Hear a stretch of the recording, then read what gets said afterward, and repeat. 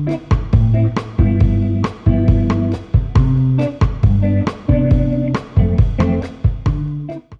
everyone, and welcome back to my YouTube channel. If you are new here, my name is Khosatsana. Please remember to like, subscribe, comment and share. It really does help support the channel, and we're on the road to 1K guys, so please subscribe. On today's video, we are going to be talking, we're gonna have a little chit chat, man. Just gonna have a calm conversation, just light work, no reaction. Light work, no reaction. So today we are going to be talking about things that I stopped doing in my 20s. Obviously I'm still in my 20s. If you guys don't know, I'm only 22. As I am developing, as my frontal lobe is developing, guys, I'm so excited to turn 25. I'm so excited. And I thought I'd come here and share. There isn't too much. Obviously I have my trusted laptop with me as per usual. There's a couple of things I've just been clocking, you know, I've been just clocking the tea, and I've just realized that actually this has no space in my life. Like, this has no weight, no bearing in my life, and it's just gotta stop. 5 things to cover. The first one I will say is that I stopped using the words such as should, ought to be, or must. Essentially, whenever with myself, but whenever I would use the words should, ought to be, must, it's created like an expectation for myself, which, you know, whatever, I create an expectation, whatever. But the problem is that when you don't meet the expectation, words like should, words like must, put this like very serious penalty. There's like a proper penalty for not fulfilling those words. So let's say, for example, I'm 22, I should have already gotten a job by now.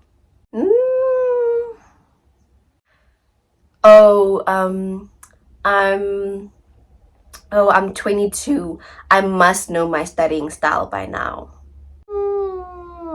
Using these words, and they create these expectations, but they're not creating healthy expectations, to be honest. You have to feel this certain level of shame, or this certain level of guilt, or this certain level of regret for not doing something. Me, guys, I hate pressure. Remember, diamonds are made under pressure. So embrace the struggle, because it's not breaking you, it's making you. I hate having a deadline. I'm young thing, it's due next week. Like what? It's a bit of an aggressive approach for me. Let's relax, guys. Let's calm down. Let's calm down. Let's be easy, okay? Let's be easy. I actually found that I'm more productive when I know that I need to do something and there's no deadline. I would like to do it within the week. Like clean. Maybe it's just the way my brain is just wired. But the minute I start hearing you must, you should, like, why are you not consulting me? Like, let's have a conversation. Let me tell you where I can meet you, and then you can tell me where you can meet me. I've just literally done away. Whenever I catch myself using those words, I'm able to clock it immediately and be like, okay, no, not should. I would like to do this by next week.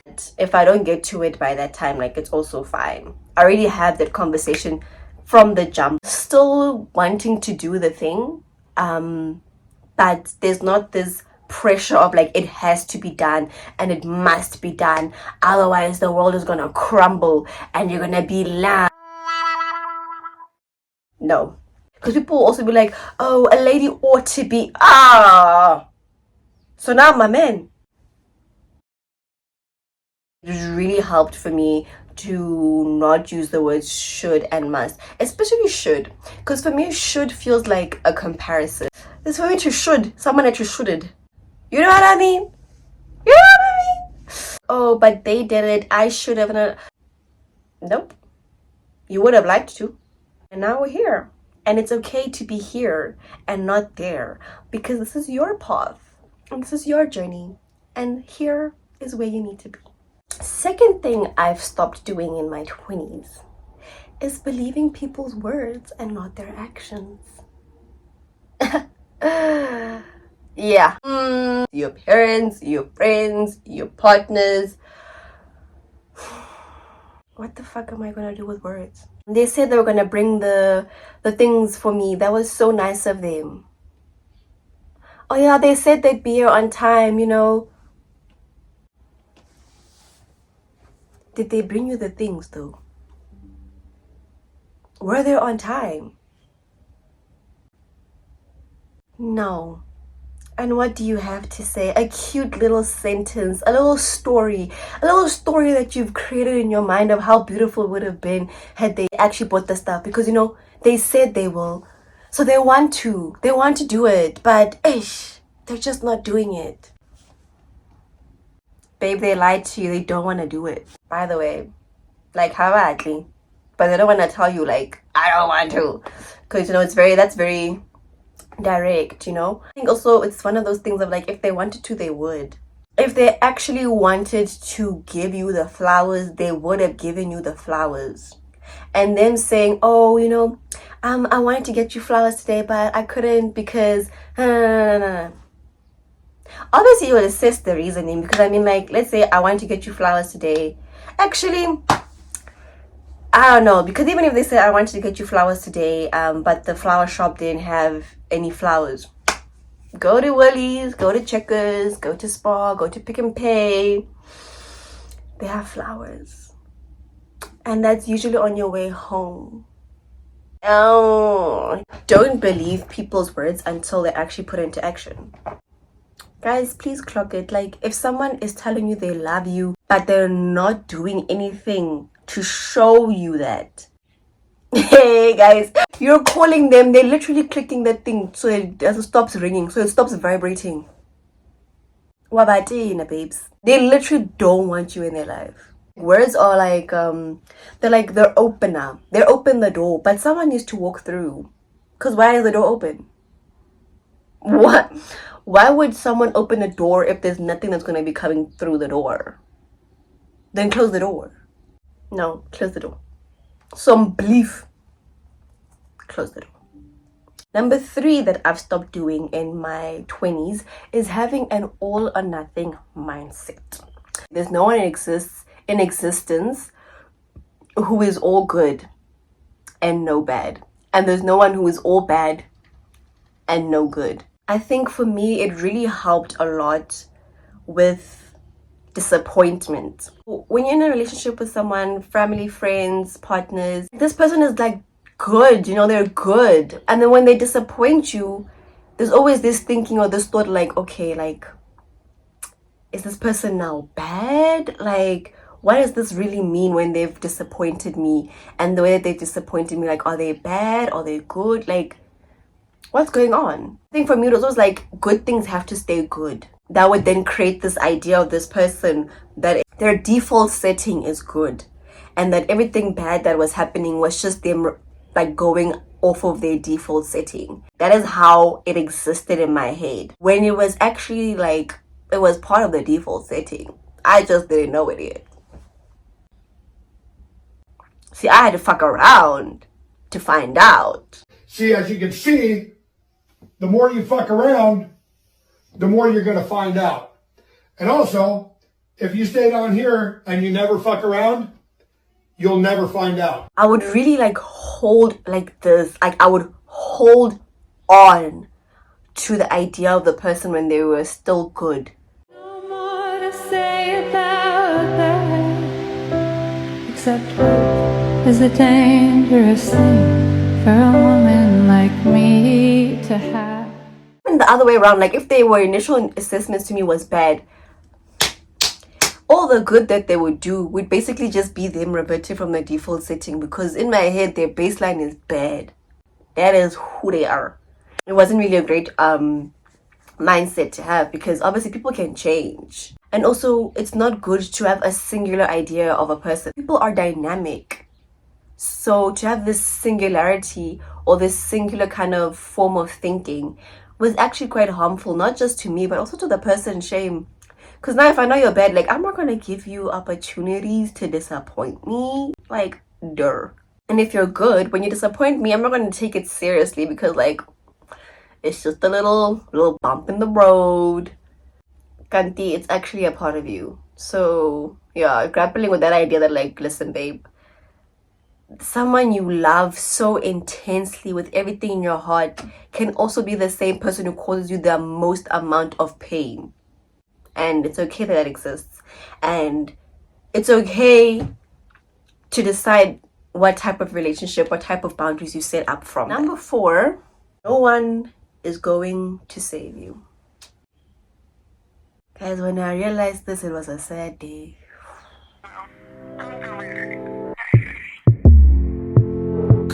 It was such a sad day. Such a sad day.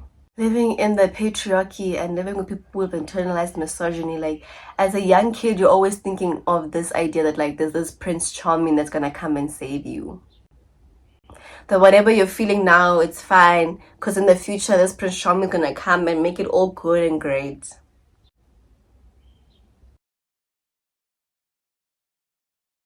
Yeah, and then it dawned on me through through multiple deeply painful experiences. Oh shit. Like no one is going to save me, so you gotta do it. Cause who gonna do it? And I think that's restructured my mind so much, because whenever I'm feeling down or something, I'm always thinking to myself like, yo, I'm feeling down. And you know who's responsible for making me feel up again?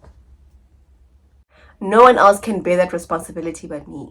Because when you're there in those deeply painful experiences, it's you crying there by yourself. It's you, babes. Also, side note, guys, the sleep after having a good cry session. Wow. 10 out of 10. Knockout. Even with this idea, I kind of like extrapolate into other parts of my life. Like, if I want a G-Wagon, ne? I can't, if I can't get it for myself, maybe not now, because obviously I broke uni student, but if I don't see a reality in which I get that thing for myself, why would I expect someone else to do it for me? They can get it for me. Can you get it for yourself? Does such a reality exist to make it happen, to keep it pushing? This is the perfect thing. I don't know if people have experienced this as well, but I think it really shines when it's your birthday. There's always this thing of like, oh, like they must know me this well, so they know that they should get me this, or you know, this and this and that. Girl, because you want a birthday party, but you're not gonna plan a birthday party. Like, you want cakes and candles, but who did you tell that you want cakes and candles? You must go get the cakes and candles for yourself. You must go and plan your birthday party for yourself. Girl, get it for yourself. Get it for yourself. And I'm not saying like if someone offers it, if someone genuinely offers it, that you shouldn't take it. But you, even if you take the offer, you must still have that idea that like, no, if this offer didn't exist, I still would have gotten that bag. Like, I still would have gotten that thing. No one is going to save you but you. When you finally clock it and you practice it and you realize it and you just change the brain chemistry, it's such a freeing and relieving thing. Like, I don't have to hold my breath thinking, oh, I hope to God they do it. I hope they do it. I hope they do it. I can just do the damn thing and smile and kiki ha ha with my birthday cake and kiki ha ha with my G-Wagon. Like, and then now, last but certainly not least, number 5, stop belittling yourself. Stop belittling yourself. As a Black woman in South Africa, living in a patriarchal society with deep racial injustices. Oh no, I can't become a model because I'm too short. Or no, I can't get an engineering degree. I'm not smart enough. Do you understand that you have the ability to learn skills, knowledge, Experience. I'm not saying you must do it immediately. Some people have a gift, and that's fair. But just because someone has a gift doesn't mean that you can't also want the same thing. Just because someone has told doesn't mean that you also now can't also want to be a model. You know what is that? Your mind creates your reality. Yo! Your mind creates your reality. So if you think small, you're gonna live small. But if you think big, you're gonna live big. If I wanted to become a carpenter by the end of this year, people might say, oh, you're a woman, you have small hands, you're so skinny. Okay. But now when I've built my wood house, everyone's quiet. Let's say you have no experience in sewing, but you want to be able to sew a beautiful dress. If I gave you 100 days where you had to sew once every day, you have to do something related to sewing, where do you think you're going to be in 100 days? You are more likely than not going to be able to sew the dress, or at the very least, like, get an idea, start, like, create it first before it becomes good. You know what I mean? Why are you holding yourself back?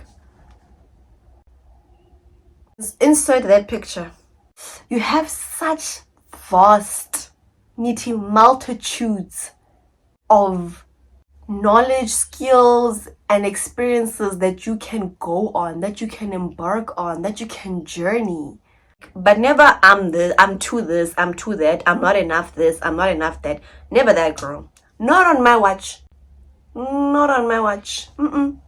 If you want something, best believe you have the capabilities and the ability to do it. If not at that stage yet, you can just learn to get to that stage and then do it.